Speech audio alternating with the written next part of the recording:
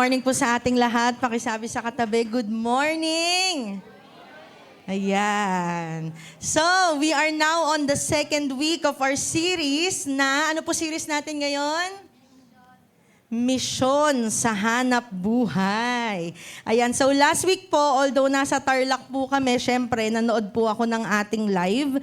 Sana po yung mga hindi nakakapunta pag Sunday, nakakapanood po tayo ng live, ano? Para hindi po natin namimiss ang napakasarap na preaching. Amen po ba?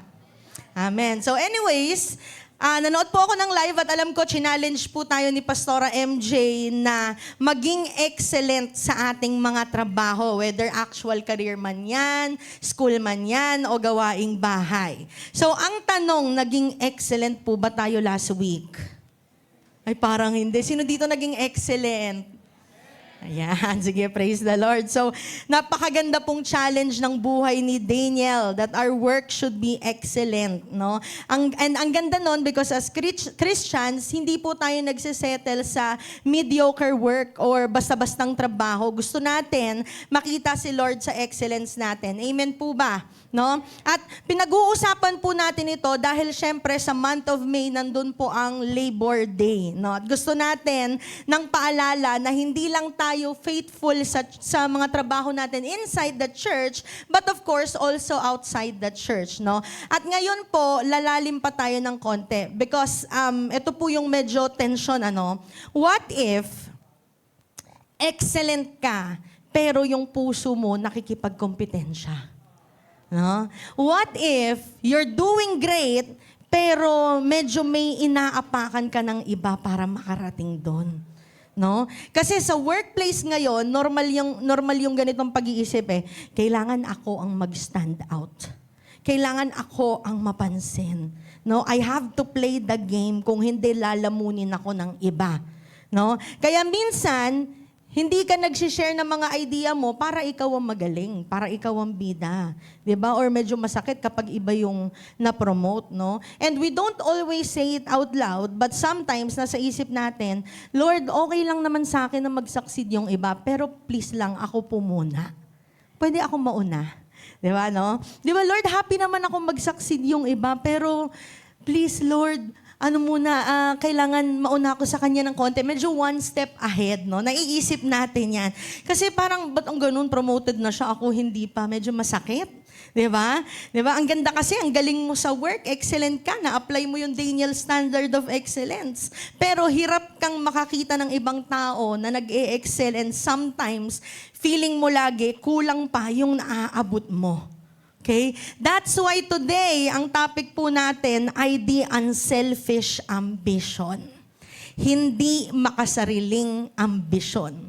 Ayan, nandyan po yan. Okay? So, ito po, hindi po tinatanggal ni Lord ang ambisyon natin. Okay lang po yan. Pero binabago niya po kung para kanino at para saan ito.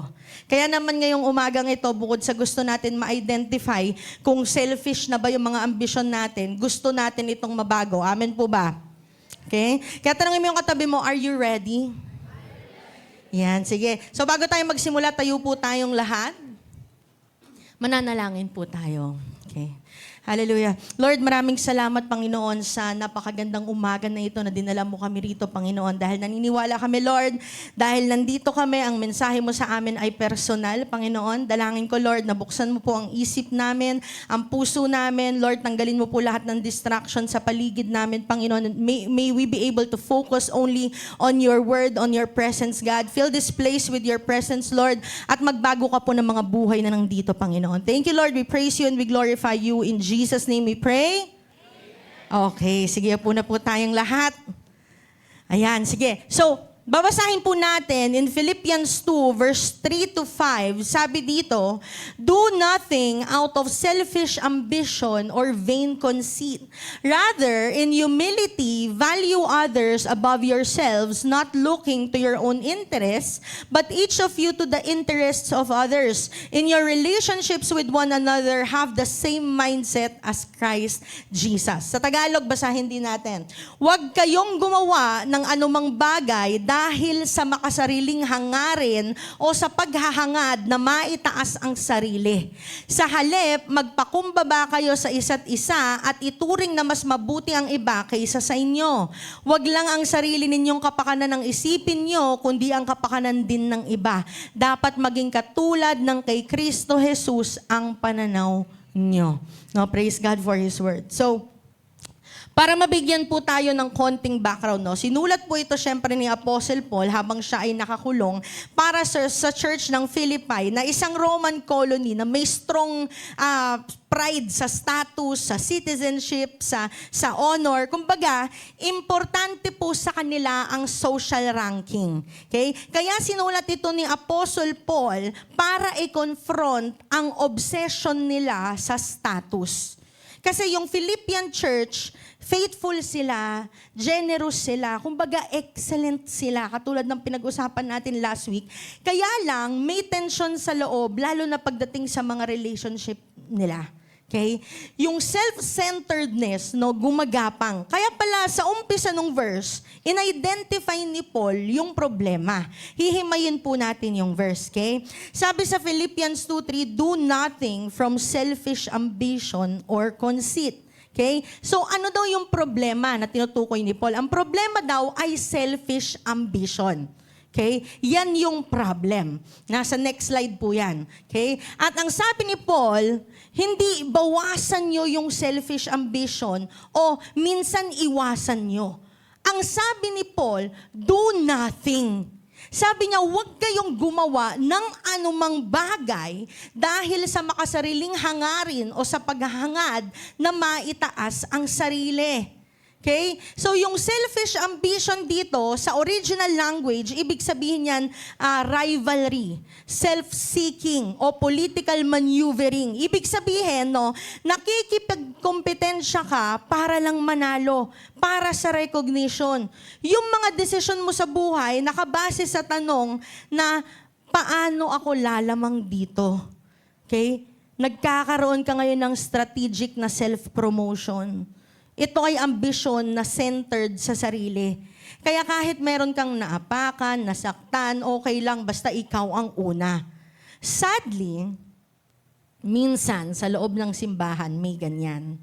Nagko-compare ng mga ministry, nagko-compete ng influence, naghahanap ng recognition from the church and from the pastors and leaders. Kaya pag hindi napansin, sasabihin niya, ayoko na nga, alis na lang ako, lipat na lang ako ng ibang church.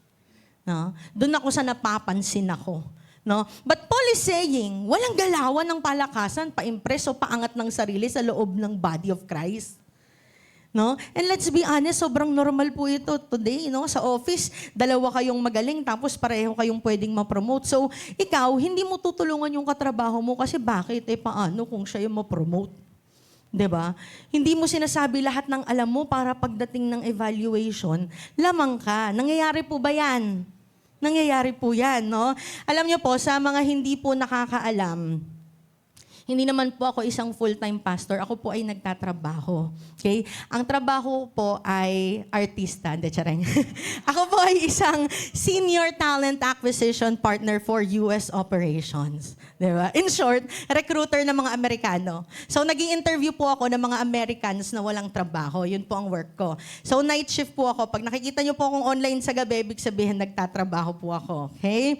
Pero anyways, 4 years mahigit na po ako sa work and dalawa po kaming senior doon. Madalas niyo yun makikita sa story ko si Jem, no? Siya po ang senior ko, siya po ang sa dalawa kaming senior. Okay, so last year, sinabihan po kami ng director namin na isa po sa amin ang mapopromote this year.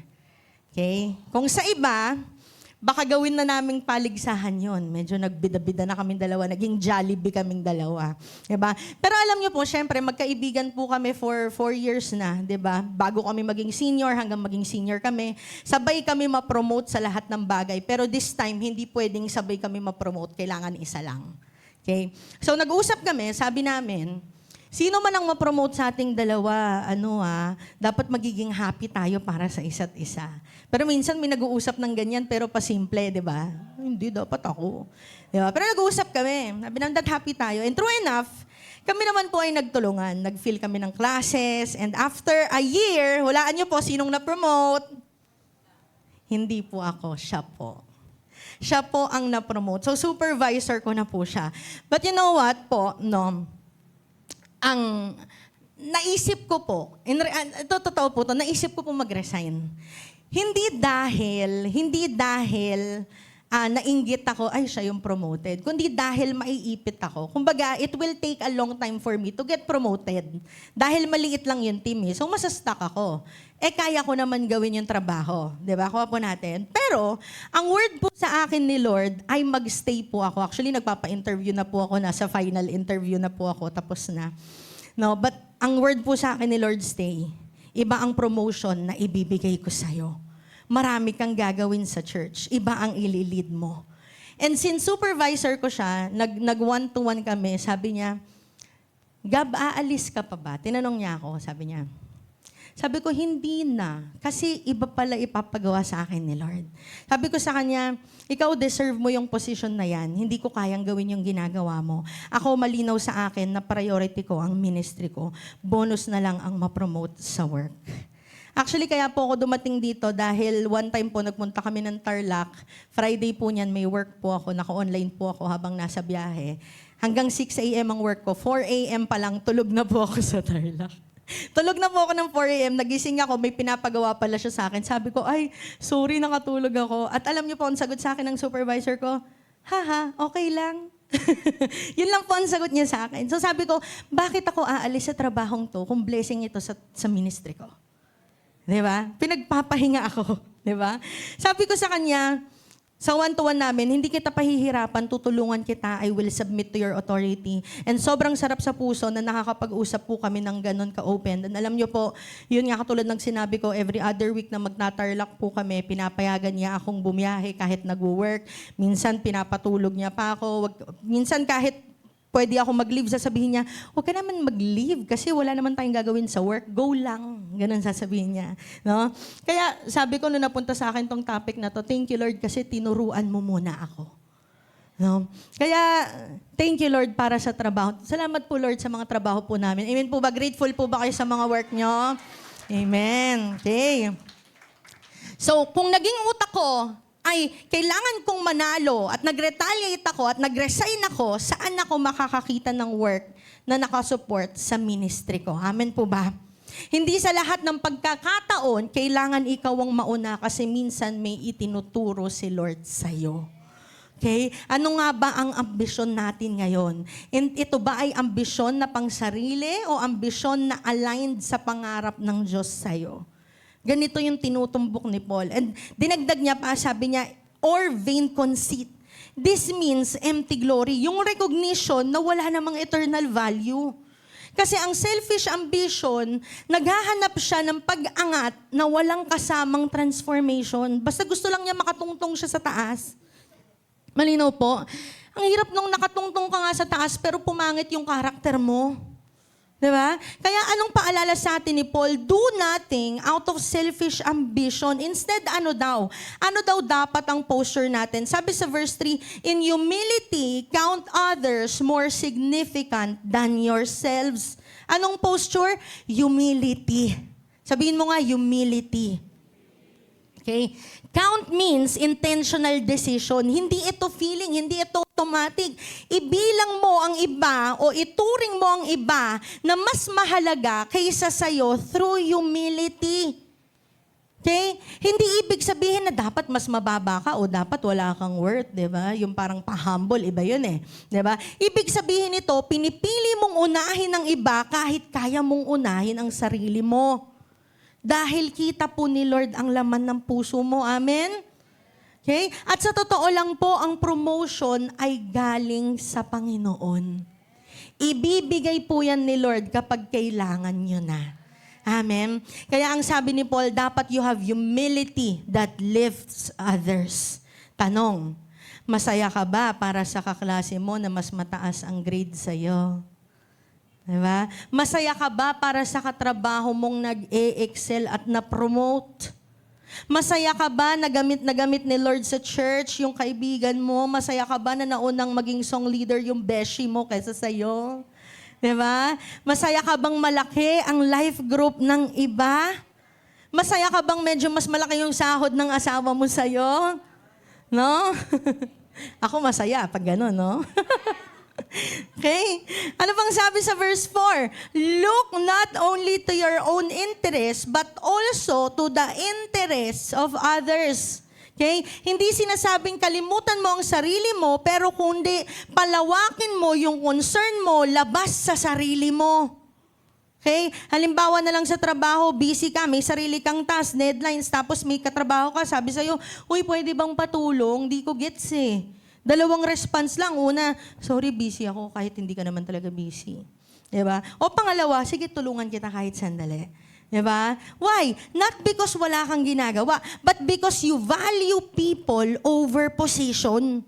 Nasa interest mo din ang interest ng iba. At alam ko po, ito ay mahirap, hindi siya madali dahil honestly, may tendency po ang tao ng self-preservation. Ano yung self-preservation? It refers to the natural human instinct to protect oneself physically, emotionally, mentally, socially, or even spiritually. Ito daw yung inner drive na nagtutulak sa tao para iwasan yung pain, para hindi masaktan. Bago niya pa ako saktan, mauna na ako. Bago niya pa ako apakan, mauna na akong umapak. Diba? Iniiwasan niya yung pain, yung danger, yung kahihiyan, yung loss, yung rejection, yung suffering, para makasurvive daw at maging secure. Yan ang sinasabi sa psychology. No? Pwede daw yan lumabas sa iba-ibang paraan. Sa physical, pwede daw yun nga, pag-avoid ng harm or danger.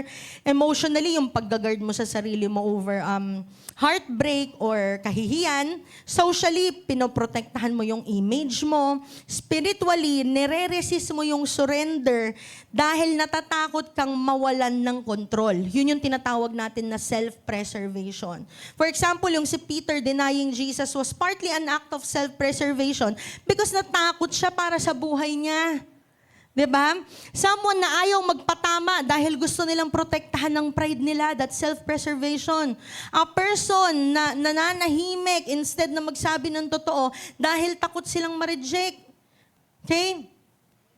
So sa psychology, ang self-preservation ay hindi automatically masama dahil nga it's part of human survival. But biblically, it can become sinful when the desire to protect oneself ay mas malaki na kaysa sa obedience sa Diyos. Mas nangunguna na. Okay? Actually, challenge nga ni Jesus yung excessive na self-preservation nung sinabi niya sa Matthew 16:25 that whoever wants to save his life will lose it, but whoever loses his life for me will find it. Diba? Minsan ang hirap ng gapin. Hirap nun. But this is the posture that God wants for us. In fact, sa verse 5, sabi pa doon, in your relationships with one another, have the same mindset as Christ Jesus. Sabi ni Paul, ang problema, selfish ambition. Ang posture, dapat humility. Ngayon naman ang pattern, dapat the mindset of Christ Jesus. Yan ang pattern. At actually, this is very powerful dahil hindi lang ito command, kundi ito ay invitation. Bakit? Hindi sinasabi na gayahin mo si Christ gamit ang sarili mong lakas. Sinasabi niya, available na yung mindset. Meron ng sinet na example. And this mindset is already available to you because you are in Christ. Okay? Kuha po natin, ang misyon mo sa hanap buhay ay ang mag-glorify si Kristo sa pamamagitan ng paglilingkod mo sa tao at sa Diyos. Mission mo sa hanap buhay ang magpakita ng humility for the glory of God. Diba? Minsan ang prayer natin, Lord, gusto kitang mag-glorify. Gusto kitang mapapurihan. Pero pag tinignan natin, gigil na gigil tayo sa promotion, gigil na gigil tayong mauna, even to the point of not serving others. Okay? At ang amazing, kasi nung sabi ko, nung narinig yung preaching ni Pastora MJ, gusto ko din gumamit ng character bilang example, kasi Daniel yung last week natin, no? Pero ang galing, itong verse na to, si Paul hindi siya nag-point to Daniel, he doesn't point to Moses, he points to Jesus himself. No? Pastor, is it wrong to have an ambition? Malibang mangarap ng mataas, malibang umakyat sa tuktok? Wala namang masamang mangarap, pero ang tanong, para kanino ka nangangarap? Para saan ang pangarap mo? So, tanong mo yung katabi mo, sabi mo, para kanino ka bumabangon? Ay, iba pala yan, ah. No? Paano kung ang kapalit ng pag-angat mo ay yung oras mo para sa Diyos? Aakyat ka ba? Paano kung ang kapalit ng pag-angat mo ay yung testimony mo? Aakyat ka ba? Kailan ka huling nag-extra mile o nag-go above and beyond sa paglilingkod mo? Kailan ka huling nagsakripisyo para tumulong sa iba? Kailan mo huling inuna ang iba bago ang sarili mo? No? Kailan ka huling totoong naglingkod kasi mahal mo ang Diyos at mahal mo ang tao at hindi dahil gusto mong mapansin ng iba na naglilingkod ka? Kailan ka huling naglingkod na ang purpose mo ay mapangiti ang Diyos at hindi ang hidden motives mo? No? If you call yourself a Christian, then the mindset to imitate is the mindset of Christ.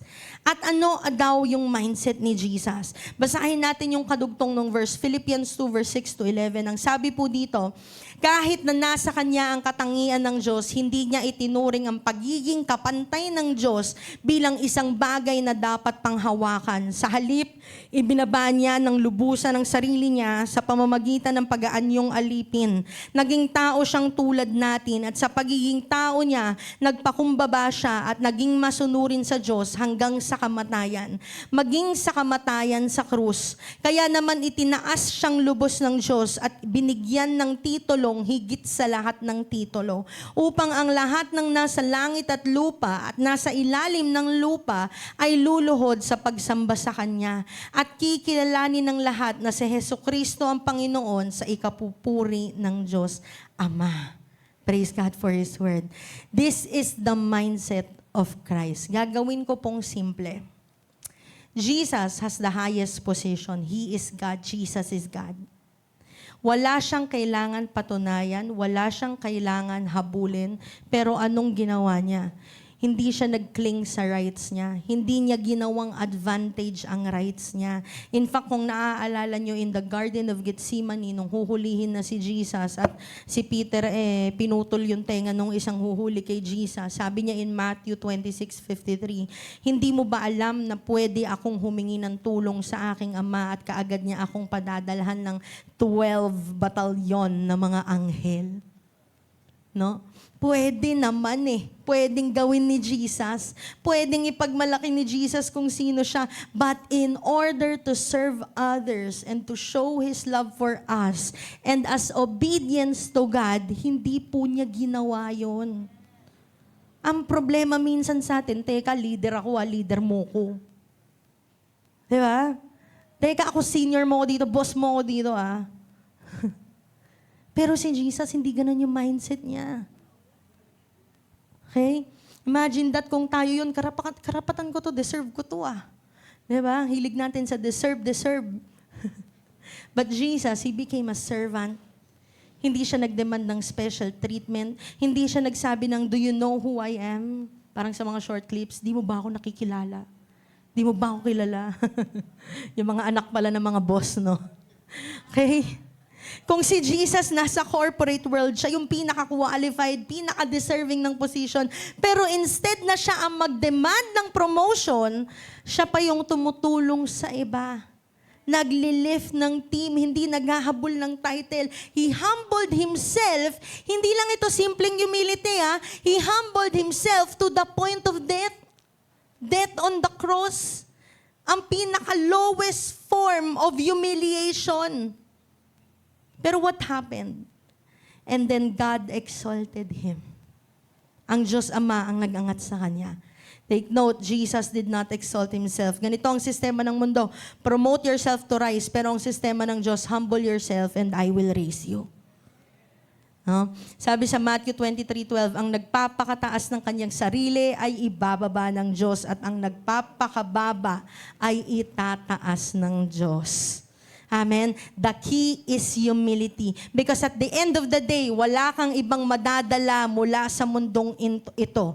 Hindi mo madadala ang posisyon mo, hindi mo madadala ang pera mo, ang promotion mo, ang pagiging top 1 mo. Pero yung pagsunod mo sa Diyos, paglilingkod mo sa Kanya, paglilingkod mo sa tao, yung unselfish ambition mo para mag-glorify mo ang Diyos, kita ni Lord lahat yan and God will be the one to reward you. Amen? At sa 1 Peter 5 verse 6, sabi doon, humble yourselves therefore under God's mighty hand that He may lift you up in due time. Sa tamang panahon. Amen? May panahon na ang Diyos ang mag-aangat sa'yo. And I tell you, yun ang pinakamasarap na promotion. Amen?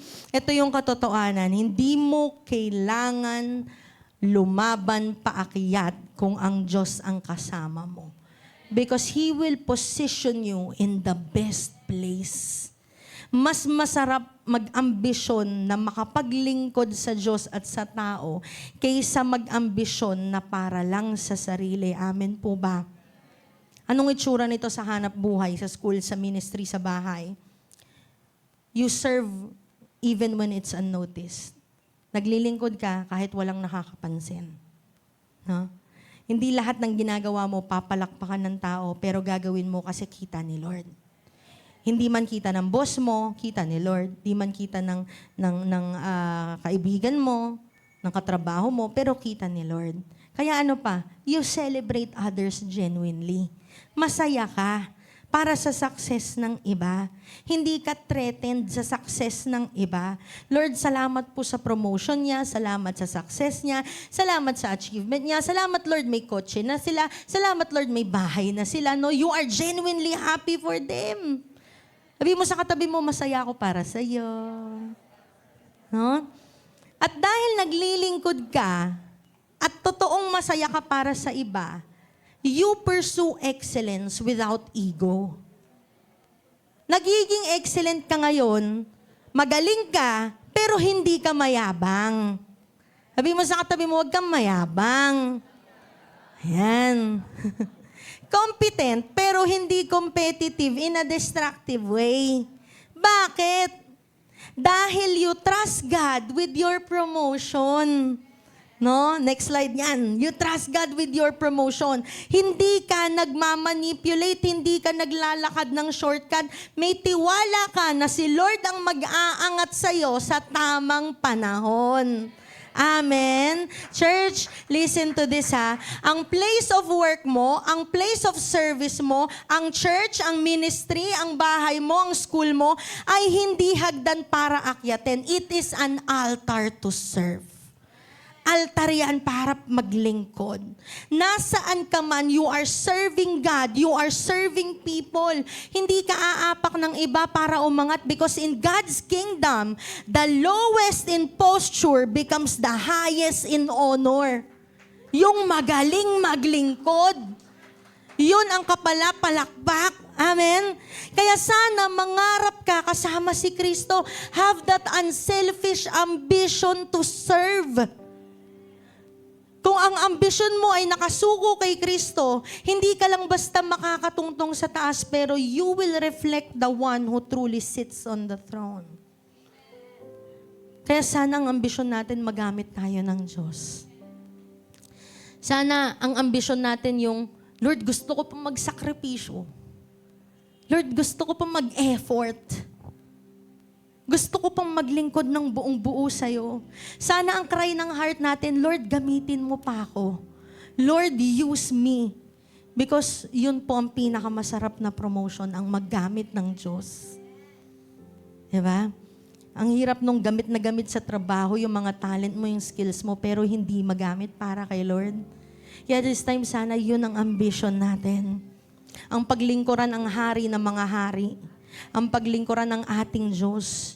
And when your ambition begins to become unselfish and you surrender your dreams to God, kahit ano pa o sino pa ang bumangga sa iyo sa buhay, panalo ka. Amen? Kaya naman ngayon, ito po ang challenge ko sa inyo. Simple lang, have the mindset of Christ. Simple, ang hirap, Pastora. Have the mindset of Christ. Seek to have an unselfish ambition. Seek to be used by God. Seek to glorify Him.